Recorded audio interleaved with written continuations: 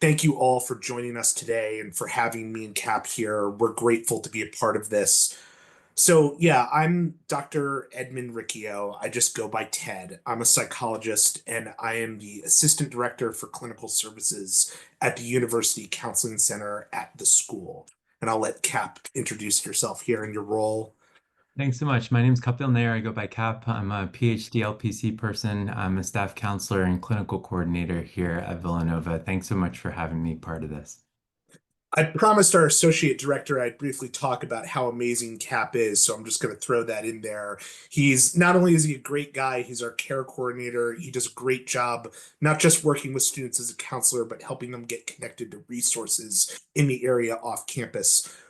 We'll talk today a little bit about the counseling center, not that you'll lack for information about it. You and the student attending Villanova will get lots of information about our services. That's some of what we want to share with you today, information about the counseling center so we can be a resource for you. But really, we're here just to talk about this transition, both for your son or daughter who's going to college, but also for you as a family, because this is a big adjustment.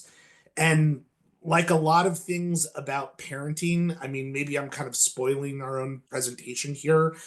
I there we wish we could come here with one very clear, simple rule book of here's what you should do at this time. But like a lot of things about parenting, there are very few absolutes. But what we can give you is some general thoughts and ideas about what might help you communicate with your son or daughter during this time and what might help you get on the same page with your expectations and maybe give you some other thoughts and tools that might be helpful for you.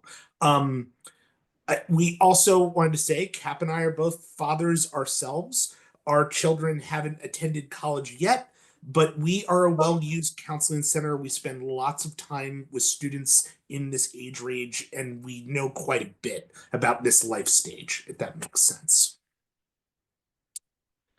So Karita already said this, but this presentation, there is going to be some room for some questions and answers at the end, and we want to hear what's on your mind as parents and how we might be helpful for you. But the idea during this presentation is it's probably not the best place for very specific questions about your family and your situation. If you have a very specific question, you're welcome to email me and Cap, and we will do our best to get back with you to give you a general consult about what our thoughts are. We like to say this at all the groups we do at Villanova. I mean, at the counseling center. Usually everything we do is confidential, but it can only be as confidential as people attending the group agree to make it. So if someone does share something personal here, please don't share it outside of this webinar without their permission, if that makes sense. And Cap, do you want to talk a little bit about the counseling center and who Oh, we are and what we absolutely. do? Sure. Absolutely. So we're in the Health Services Building, room 206, right here on campus. Mhm. Our hours of operation are typically Monday through Friday from 9 a.m. till 5 p.m. All services here at the Counseling Center are free and confidential. Students have access to us for free. And if there's any need for addendum services, as Ted mentioned, we will work very closely with our students. Part of my role specifically is clinical triage and coordination. So we'll work and navigate and consult not only with the student, with families, but also with third-party out off-campus resources, depending on the need, to be able to actually schedule that appointment for the individual. We offer individual and group counseling here at the center on campus. We'll talk more about group counseling and some of the support groups we offer in later slides today. We also offer urgent same-day appointments if needed. Those can be scheduled online, in person. Walk-in appointments are welcome as well, or they can call the front desk to schedule those appointments if needed. We also offer a private waiting area for confidentiality's sake for our students. We have a number of staff here. We have 13 counselors and 2 consulting psychiatrists. We'll also add our URL in the chat for those that are interested as well. And again, you'll get lots of information about us and what we do. Students have a pretty easy time setting up an appointment for us. The wait should usually be no longer than a few days. Sometimes in the middle of the semester when we're really busy, it might be as long as a week. But if it's ever an emergency, we will see the student the same day, or that they can come in within 48 hours. We try to clear space to make those avenues available. We also offer some counseling groups, and there is going to be an adjustment groups for students just starting at Villanova, and for students who want information about that group this fall. All they have to do is email me, and I can collect a list of their names and emails and email them back when the group is ready to run with the time of the group. So if you have questions about that, we can talk about that too. Um, So this is a big period of transition, right?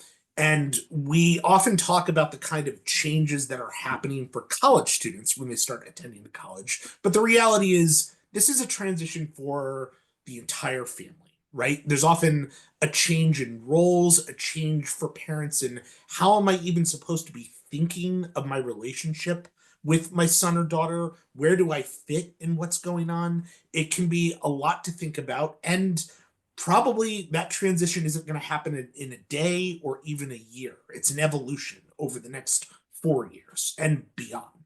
Um, College students, we usually think of them as launching towards independence around this age. But please don't think that your role as a parent is over and done at this point. Probably none of you do, since you're all here at this webinar, right? Um, this can be a very confusing time for parents to parent, because we're often left asking ourselves, how much is too much? Is the right move to kind of pull back and let my son or daughter kind of figure this out on their own, or should I step in and kind of be telling them here's what to do and kind of straighten this out? The answer is kind of like it might be one or the other or both, different times depending on what's going on in this journey, and it might switch at different times. Usually there is no one correct answer about what to do. It's just a constant challenge of checking in and thinking about, how is this going? Is this working good enough? And if it isn't working good enough, what needs to be different? Maybe they need more support here. Maybe they need me to pull back here. We need to always kind of be thinking, revisiting, and if possible, communicating with them about what's on our mind and how it's going. Absolutely. And what we thought would be helpful for this webinar would be to give some insight with regards to common themes that students are typically reporting as they engage in this transition, right? So here at Villanova, it's not just learning within a classroom. We're trying to allow for opportunities of learning and growth outside of the classroom as a human, sort of a holistic kind of vantage. So students are not only learning within the classroom as it relates to their coursework, they're also learning about balance, how to live their life, how to socialize, how to engage, and they're also striving towards maintaining better overall mental health as an aspect of overall growth, right? So some perspective with regards to some of the things that have come up as we've seen time and time again, students traversing this transition. More often than not, some incoming classes, some folks are reporting it takes a little bit of time to find their people. Further, trying to find their place on campus, further finding places to actually congregate to find their people. And like we have to engage in grace giving, and that some of those avenues kind of take time to ground oneself in. Um, Another thing that typically comes up is how students decide that they want to spend their time while they're on campus. We have a host of organizations, a host of groups, but there's time allotted to kind of figuring out the best space for them. And also just engaging with that takes its own time interval. There's a lot of, colloquial jargon around FOMO, so fear of missing out. In conjunction with that, it's comparing our progress and experience to other people around us, which more often than not has not been seen to be very helpful. So that comes up frequently.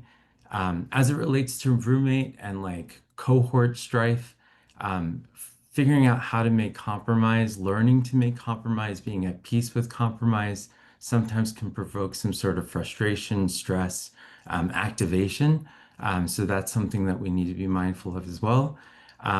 As it relates to academics, most of the students are coming in from high schools that, they were able to perform extremely well in. And the academic rigor here at Villanova is pretty intense. But being mindful of the fact that in some instances they may not be able to get the letter grade that they desired, but that is also still part of the journey. That is still part of the learning process. And lastly, finding a sense of identity or belonging is something that I think greater macro level we all kind of grapple with. But specifically for marginalized students, they often will face kind of racial stress finding themselves here at Villanova, as it is kind of a primarily white institution. It's absolutely a challenge. We try to offer good support for those students, both at the counseling center and some of the other services that are available on campus, like CASA or the Office of Belonging and Inclusion. It's funny hearing you talk about it, Cap. I was thinking, in my mind, one of the biggest concerns that I feel like students have when they get here is how do they spend their time? They often have a lot of free time and they're often panicked, like, am I doing this right? Or something like, what should I be doing? Especially when I have a long stretch of time. And like you said, it's gonna take time to sort of form a life for themselves that they in a rhythm that they feel comfortable with, and probably just reminding them Rome isn't built in a day. This is going to take time, and there is no time frame. This doesn't have to be done by the first weekend, the second weekend. Yeah, I think that's all good to be thinking about and talking about with them. Um, I also think a big part of this is whatever the struggles that they're facing, that's part of their education, and trying to remind them of that and helping them think about it this way. Like, I know this is hard, but what are you getting or learning out of this? Kind of in the big picture, kind of what skills are you kind of learning to help yourself cope with school, not having perfect grades all the time, having a fight with your roommate, whatever that is.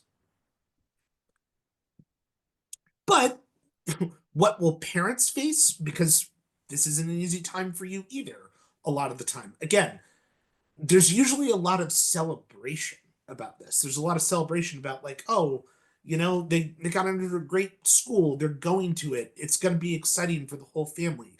But this can also be a time that feels like loss because it can come with a lot of change. Like, your house might be quieter when you walk through the door. That might be relieving at first, and in the long run you might start to notice it. And there can be kind of a change in how is everybody thinking about what are the roles, what are the rules when they come home and visit, what's it like at home as compared to what it's been like at school.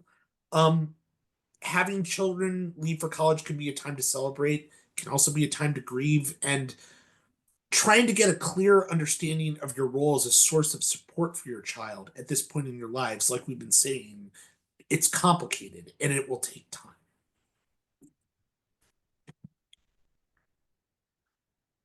So balance. This is going to be one of those easy to say, hard to implement, hard to gravitate towards. But at this stage, throughout this transition, it may very much feel like a seesaw. There may be instances where we feel like our child or student is leaning on us a lot for a lot of support and guidance. And, all the while being mindful that like we're all collectively exploring the abyss, right? Our students, our loved ones, our children, they're exploring and trying to figure out variables that they've never kind of engaged with before. They're still exploring areas that they're completely unaware of. And that is a learning and growing for them. Simultaneously, it's almost a learning and growing for us as well. There are other instances where you might feel like you're inserting yourself too much into their lives. It may be getting in the way, and that's where the communicative aspect might be helpful. So learning to allow for opportunities for our loved one or child to actually have that growth opportunity on their own may be something that we can explore. They may also feel like it's too much and it's too much interference. And they could also feel as though they need to reject, which is okay. We need to be at peace with that, but we can only do as much as we can, right? And we may be left with some sensations thereafter, but we do have to be mindful of empowering our student and sort of collaboratively working with them through this process. Yeah, that's well said, Cap, because that's another part of this is you might see what's going on. You might be worried about what's going on, but your child might only give you so much room to kind of work with them about what's going on and trying to be at peace with that and calm about that so that you're a safe place for them to come to you when they're ready is a good thing to be thinking about. And it's funny, in a way, I talk about the complexity of this stage of parenting, although some of these things probably apply to parenting across the board. It's complicated. Like when we say it's like a seesaw, you'll probably realistically see some things happening that make you think, that's great. They've got this. They're handling it. And then you'll see some other things happening that you'll think, well, they're not totally there yet. They probably could use some more support. But whether or not they see it that way, as they need more support, that's where it all gets complicated. Um, so we want to talk about communicating with your child, who I probably shouldn't even say child because they are a young adult at this point, right? Um, it would probably be helpful, if possible, before school even begins, to try to have some conversation with them about what it's going to be like when they start school. Like, are we even on the same page with our expectations, with things that's simple about I'm going to call you every week. Is that okay? Like, are you going to pick up? Are we going to talk every week? Are you going to come home and visit certain times? When we talk, I might ask about how's it going with classes. Is that going to annoy you? Like, can I ask about that in a way that doesn't annoy you? Because it'd be important for me to hear. Are there subjects that they might say, actually, it's fine to ask about this, but don't ask so much about this? Sometimes even just having those preliminary conversations about like what's this really going to be like for the first couple of months can clear up a lot of like tension, in a way kind of like contracting, like what's our agreement, what will we talk about, how will we talk, when will we talk, how often, um when we talk, is it okay if I give you a little advice or feedback? Or is it kind of like you don't want that? You just want to listen and that's it. If I want to give advice, how can I say it in a way that feels all right for you? Uh, what would be most helpful for you when we talk? Do you want me to just listen? Do you want me to say more? And then sometimes you might have your own stances like, oh, but I might have to say something about this if it's something that's really important to me. You don't have to totally give up all of your power either. But the point is to have some negotiating in advance. That's provided the student we're talking about is willing to do those negotiations with you. But I think it's a good thing to try talking with them about. And in the instance where we feel like they're not offering enough information, so what if they don't talk to us? We have to acknowledge and be at peace with the fact that we cannot simply make them talk to us, right? It's okay that they're having their space, but maybe what we can do is shift a bit and point out with less information. It makes it more challenging to be able to have a clear picture of what's going on, how they're doing, how we can best support, how we can be there for them as a foundational stepping stone, if you will. Um, if we have less of a chance to help them as they don't, if they're not offering any information. And then further, maybe we make that a collaborative exercise to think about, or maybe even ask them directly, going back to what Ted mentioned about communication, if there's anything that we could do differently or try differently that would make them more comfortable in talking. Maybe there's a different format that would be more helpful. Maybe an email exchange could be more favorable just to give more insight and provide more of a depiction of what's going on. And then maybe that is an opportunity to offer some more scaffolding to ensure that they're having a good time while at school, or a safer time, essentially. Yeah, and we are aware that that there are college students that if you were to even begin, let's talk about what it's going to be like when you get to school, they'd be like, "Shut up! We don't have to get into this whole thing right now. Please, just leave this alone. Don't over control this." But either now or in the future, yeah, acknowledging like, okay, I can't make you talk to me, but the less information you give me, the more I'm just like fantasizing about the way it is. Like, could you just tell me some of what's going on so that I don't have to make it up in my head? I'll be less worried if I hear more. That's one way to approach it. You can also point out, yeah, like I don't have the chance to help you at all if you don't talk to me. And Cap said this, like, is there anything I could do that might make you more comfortable talking to me about things? Because I want you to feel safe coming to me. I want to be helpful for you when you want to talk, you know? Um, so all of this all together, like there may be things that a college student might need help with, in a more practical way. Like, how do I finance my budget? How do I balance my time? How do I make sure I'm not procrastinating? Whether that's with you or with other people, I mean, those are skills they're going to be working on. But I think one of the ways you could be most helpful as a parent is just trying to support them in their mental health, which is a thing in our experience that a lot of college students don't think enough about explicitly. Like everyone tosses that word around, but they don't really think about like, okay, but like what works for me? What is it that I want to do that will be most helpful for me in maintaining my mental health? Some of the ways you can be supportive while they're figuring that out is like we're saying, try to be a safe place for them to talk. Try to make it not combative, not judgmental, not pushing if you can do that. Um, Normalize that struggling in any way is part of this experience and in a way part of what they came here to learn about at school. Try to listen without fixing their problem right away. Like, what are they saying they're feeling? What's hard about it for them? It's easy to say this, it's hard to live it. And obviously, if there's like an obvious solution, sure, give it to them.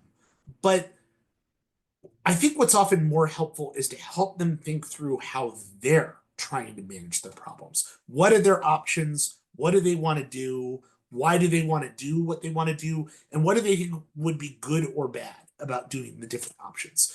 You can recommend campus resources like there's many listed here, and please don't panic. Like you said, you'll get information about all of them during orientation, but like counseling center, learning support, CASA, the Office of Belonging and Inclusion, Mission and Ministry, the Office of Student Involvement. I actually think Villanova's Student Life Department is very robust with lots of services available for students to access to get additional support. So you can encourage them to seek things out like that. Like the Counseling Center, for example, even if they've never had counseling, it's free, it's confidential, and it costs them nothing to try it. They can go. If they don't like it, they don't have to keep going. You could say, what does it cost you to give that a shot? Maybe you'd get something out of it. Um, you want to try to keep the door open for them to approach you when they want to. Try not to punish them when they've been out of touch. Reward when they've been in touch. I'm glad to hear from you. Like it's helpful for me to hear how you're doing. Try to make it not don't open up with, God, it's been 6 months and you haven't called. I'm not saying again. I feel like in this presentation there's no absolutes. You might want to comment, it's been a long time since I've heard from you, but trying to be rewarding, here's what's good for us when we talk, is more helpful than being punitive, like here's what I see as the problem. And encourage them to think about, like, for their mental health and their self-care, what works for them? What does it look like for them? What do they think of as here's what makes it easier for me? Like, I want to be able to say no so that I'm not saying yes to every invitation and I stay home on Friday night sometime. Or I want to be able to enjoy my hobbies at school, but I just can't relax here. If I could just let myself do some of my hobbies from home, I'd feel calmer. Things like that.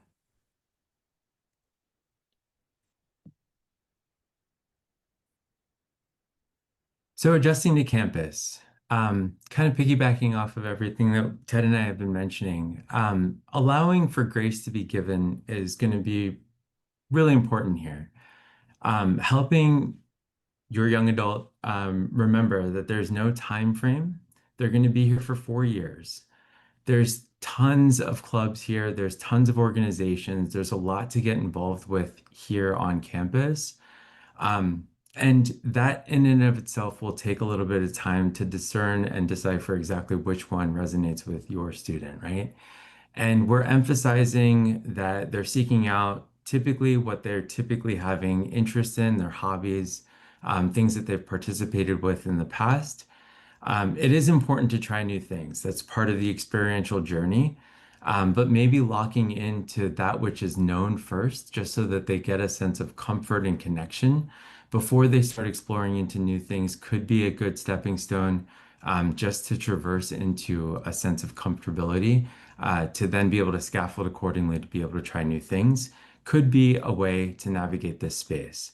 Along the way, just as Ted mentioned, celebrate their efforts to connect, celebrate their efforts to try, celebrate their efforts to get involved, and continue the conversation.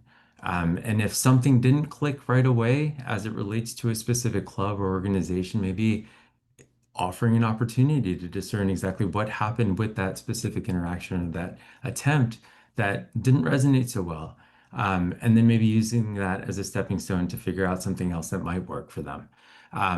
So all of these are just simple opportunities that we can look at uh, to just help assist and scaffold.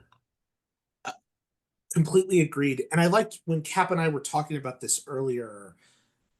I think it's great to get out of your comfort zone and try new things. That is often part of college. And yet, I think what helps students adjust here is the sooner they're connecting with what makes them comfortable.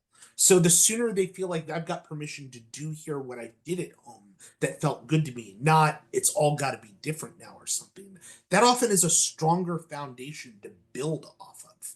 So a lot does happen freshman year, and trying new things and being involved, it can be helpful. But some of freshman year is also about trying to establish what works for me and what helps me feel like I can relax and be here and not get overwhelmed. A quick note about visiting home, and then we'll try to wrap up for questions and answers, or one or two more slides here. We sometimes hear from parents, whoops, ask questions like, uh, should I set it up so should we set it up so that my son or daughter doesn't come home for like the first 6 weeks or first couple months or something? I would advise trying to avoid hard limits like that. I think sometimes it's not about what happens any individual week or weekend. Like students, I think, often feel overwhelmed and helpless when the message is, you can't come home now. If they're coming home a lot and you're worried, having a conversation with them about what's happening, like, hey, it's fine if you come home now, but eventually you want to be able to be on campus and be comfortable there. How do we get there? And is this helping with that? Is this are we avoiding this? I mean, I'd encourage you to bear that in mind. Cap, I feel like we're maybe running out of time, so maybe we will skip through Sure. here to this last slide about intervening. Um, the last thing I wanted to say is there may be times when you are worried that your son or daughter is at risk. I'm not saying that to scare any of you, but you might be worried that something high risk is happening. You're worried about them. You're not there on campus to see what's happening. So you might consider intervening in some way, which is still an option, even now while they're in college. Um, Communicating about what you think, sorry, communicating with them about their ideas about what do they need to do to keep themselves safe is probably more helpful than intervening all of the time. So trying to have those conversations like, what is going on in your life? How do you keep yourself safe if you're in a risky situation? What's happening? That's what I think of as most helpful. We want to reassure everyone that the Villanova support network is very strong so that if a student were here and it was after work hours, but they were on campus and having a hard time, residence life, public safety, the student health center that's open 24 hours a day, they're all available and they work with students when they're in a state of emergency. So you could always call public safety if you were really worried and ask for a wellness check. That's not something we'd encourage you to jump to. But if you ever felt like your son or daughter was in danger, that's a possibility. If you really needed to find yourself needing to intervene in some way, though, we would advise you to try to avoid power struggles if possible. Visit in person if possible is often good so that you can lay eyes on them, see how they're doing. And then finally, we just want you to know that academic deans are used to working with families when a student has to come home temporarily or even take time off of school.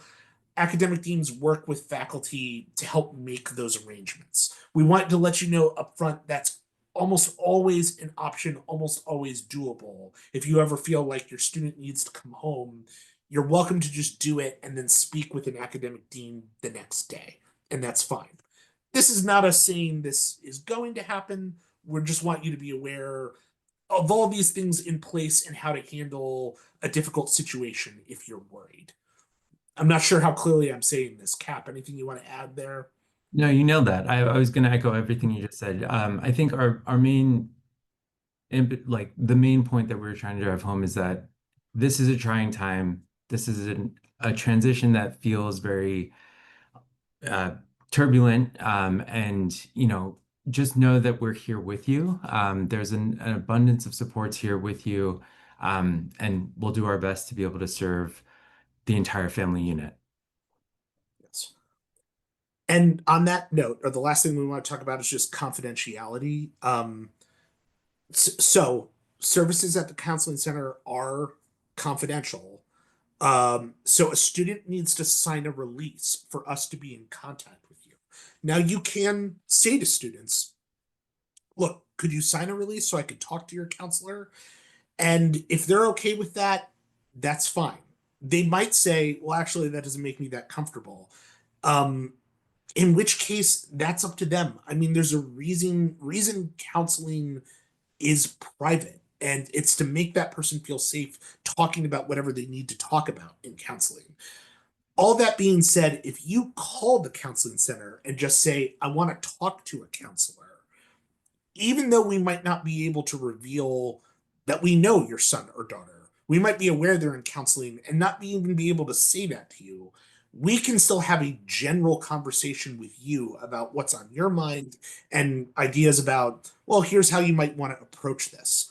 And if you call us and want to speak on the phone with someone, we can do that. You're also welcome to call for us about what you know that might be helpful for a counselor to know. Any of that is fine to do. Anything else you want to say there, Cap? Nope, I think you know I think that. we should leave time for question and answer now. So, oh, Prita, I think you're muted.